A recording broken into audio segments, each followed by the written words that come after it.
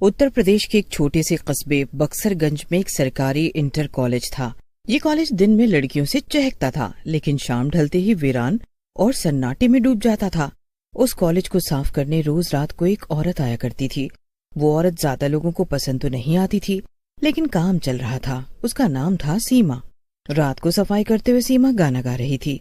सीमा अक्सर ऐसे ही काम किया करती थी, क्योंकि वो आलसी थी। अभी तो पार्टी शुरू हुई है। ये नया फोन तो कमाल का है। कितनी अच्छी आवाज है इसमें, मजा आ रहा है गाना सुन सुनकर। लेकिन अभी थोड़ी देर और निकाल देती हूँ, वरना बैटरी लो हो जाएगी। सीमा अपना फोन जैसे ही नीचे रखती है, तभी उसको अचानक से कुछ सुनाई देता है। एक भयानक चीख, जैसे कोई रो रहा हो, जैसे कोई औरत जिसको कुछ दुख हो। उसने पहले तो सोचा आराम ही कर लेती हूँ, बाद में देखूंगी, लेकिन जब आवाज तेज हो गई तो उसको उठना ही पड़ा। कौन है यहाँ? मेरा आराम छीनकर अब कुछ बोल भी नहीं रही है।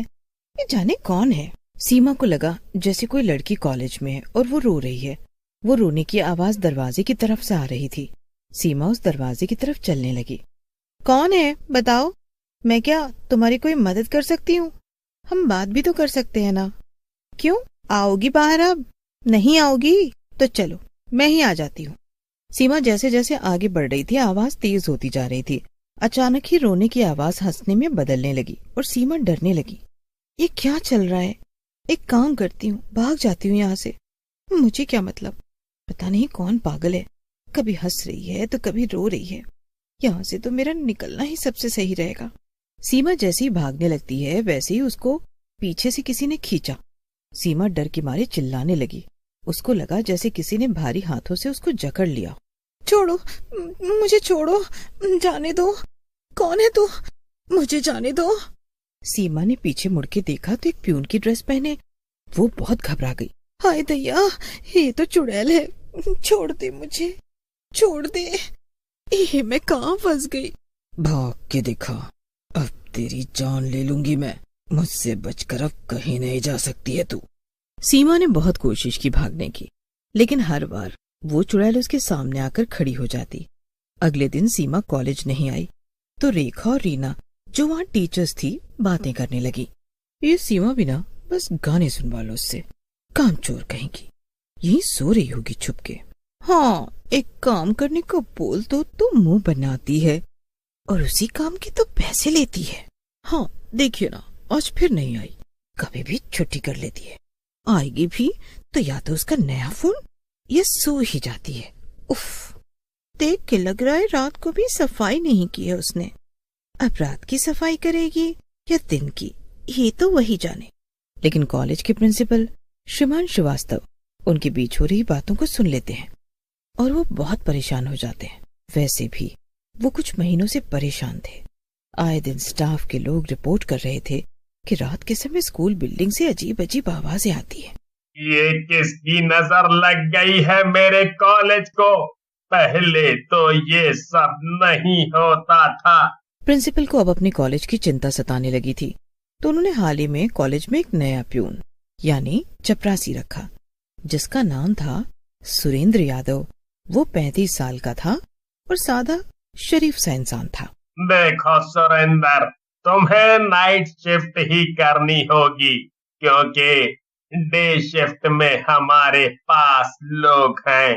क्या तुम्हें ये मंजूर है? जी साहब। तनख्वाह कितनी मिलेगी? अभी तो 12,000, लेकिन अगर तुम अच्छा काम करते रहे तो बढ़ा भी दूंगा तुम्हारे पैसे। जी, तब तो आपको जल्दी ही पैसे बढ़ाने पड़ेंगे। हाँ।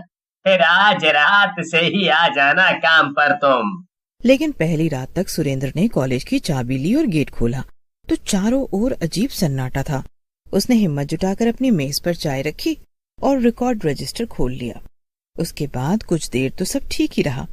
सुरेंद्र को अब नींद भी आने लगी थी, लेकिन जैसे ही घड़ी ने रात के 1 बजाए, कॉलेज की तीसरी मंजिल से किसी के चलने की आहट आई।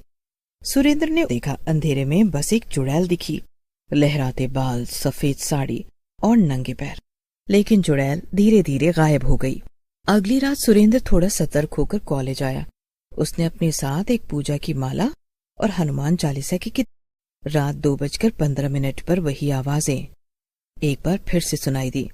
इस बार सुरेंद्र ने छुप कर देखा। एक चुड़ैल कॉलेज की प्रयोगशाला में जा रही थी।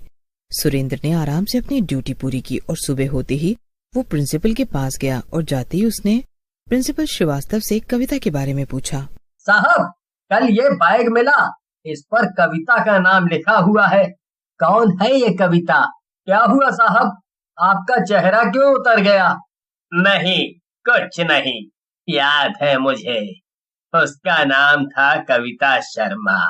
लेकिन वो थी कौन? वो भी प्यून थी और तुम्हारी तरह ही नाइट ड्यूटी में रखी गई थी। फिर क्या हुआ उसके साथ? कहाँ गई वो? मर गई वो। आज से करीब 3 साल पहले एक अजीब हादसे में उसकी मौत हो गई थी। लेकिन कैसा हादसा? किसी ने बताया था कि कॉलेज के एक कमरे में आग लग गई थी। शुरू में हम सबको भी यही लगा था कि कविता अंदर ही जलकर मर गई है, लेकिन क्या साहब, वो नहीं मरी थी क्या? लेकिन जब उसकी लाश मिली तो वो जलने के बजाय ऐसे मिली जैसे किसी ने उसका गला घोट दिया हो। और चौंकाने वाली बात ये थी कि उसके नाखून पूरे 6 इंच लंबे हो गए थे। ये तो बहुत अजीब बात हुई। आप लोगों ने फिर उस बारे में पता नहीं किया? पहले तो सब कुछ ठीक ही था, लेकिन अब हम ज्यादा परेशान हो रहे हैं। मुझे लगता है मुझे ये कॉलेज बंद करना पड़ेगा। श्रीवास्तव के चेहरे पर एक अजीब सी उदासी छा गई। लेकिन सुरेंद्र एक वफादार प्यून था। उसने अपने मालिक के लिए कविता के बारे में पता करना शुरू किया। सुरेंद्र ने कॉलेज के पुराने रजिस्टर खंगालने शुरू किए। उसने पता किया और पाया कि कविता के बाद भी कई प्यून रात में रखे गए और हर कोई 6वीं रात के बाद ड्यूटी छोड़ गया। कुछ ने आत्महत्या की तो कुछ गायब हो गए। ये तो बहुत ही अजीब मामला लगता है। सब के सब 6वीं रात को ही गायब क्यों हो रहे हैं? आज सुरेंद्र की भी 6वीं रात थी। रात 1 बजे सुरेंद्र ने कॉलेज के हर कमरे में लाइट ऑन कर दी। हर कोने में गंगा जल छिड़क दिया। उसने मेन हॉल के बीच में हनुमान चालीसा की रिकॉर्डिंग चलानी शुरू कर दी। लेकिन 2:30 बजे अचानक सारी लाइटें गुल हो गईं। दरवाजा खड़ाम से बंद हो गया। दूरी में किसी के नाखून खरोचने की आवाज आई और फिर वो आई, सफेद साड़ी में कविता शर्मा। तू भी आया है मेरी जगह लेने? उसकी आवाज एक साथ 10 औरतों की गूंज जैसी थी। सुरेंद्र कांपते हुए पीछे हट गया। उसने जेब से गंगा जल निकालकर उस पर छींटा मारा, लेकिन वो और तेजी से बढ़ने लगी। मेरी जलती हुई रूह को कोई शांति नहीं दे सकता। मुझे बदला लेना है उन लोगों से जिन्होंने मुझे जलाया, कॉलेज के स्टाफ से और हर उस प्यून से जो मेरी जगह आया। सुरेंद्र को एक ख्याल आया। वो बैग जिसमें कविता का नाम था, शायद उसमें कुछ था। वो किसी तरह दौड़कर उस बैग तक पहुंचा और उसमें से एक जला हुआ रजिस्टर निकाला। उसमें कविता की हैंडराइटिंग थी।